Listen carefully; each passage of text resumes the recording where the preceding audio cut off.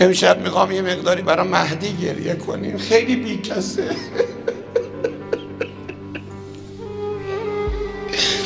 خیلی بیکسه مهدی، خیلی تنهاست، کسی رو نداره پسر فاطمه.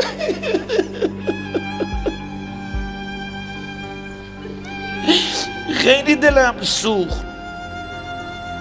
یه جوون تهرونی به من میگفت دیوونه شده بود، دیوونه شده بود، خدا شاهده، مثل تخمه رو ماهی تابه که برشتش اینجوری بود، میلرزید. من دستشو گرفته بودم، گریه میکرد، میخواست بمیره. چته؟ گفت حاجی من یه خوابی دیدم.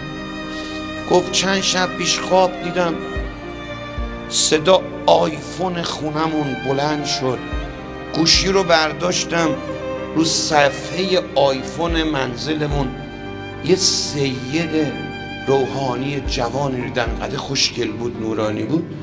گفتم بفرمایید. گفت منزل فلانی، اسم ما رو برد. گفتم بله شما؟ گفت من سید مهدی ام، اجازه میدی بیام تو؟ درو باز میکنی بیام تو؟ میگه یه وقت تو عالم رویا دیدم ماهواره است، پاسوره، چیزای دیگه است. گفتم وای با این وضع امام زمان. گفتم آقا جون قربون قدماتون برم، 2 دقیقه صبر کنید من خونه رو آماده کنم تشریف برید.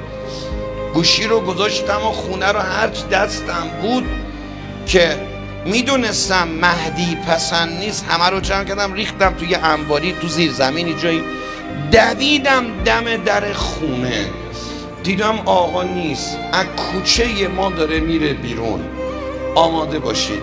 میگه توی این همه کوچه که داشت آقا میرفت بیرون یه نگاه به من کرد، میگفت اشکای چشم مهدی رو دیدم. یه نگاه به من کرد،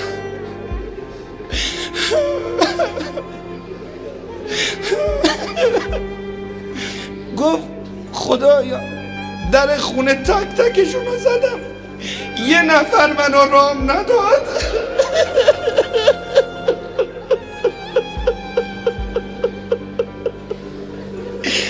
همه گفتن 2 دقیقه صبر کن.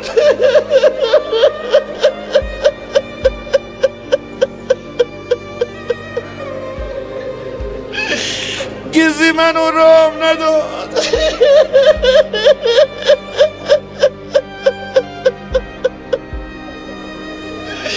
آقا قربونت برم.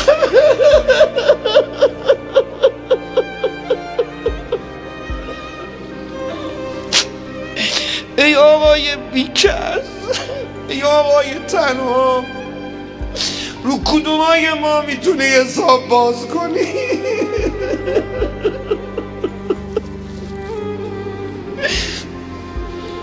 باید مثل رقیه منتظر باشی، مثل رقیه انتظار بکشی.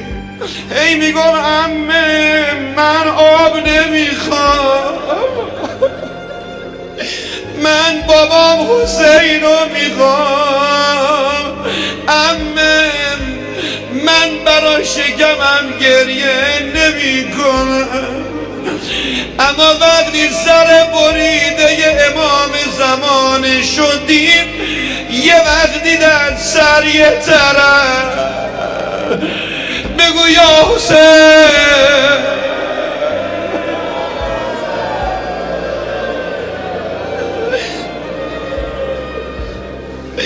صدای ناله زین العابدین بلند شد، عمه عمه خواهرم رقیه از دنیا رفت، دست تو بلند کن 3 مرتبه یا حسین.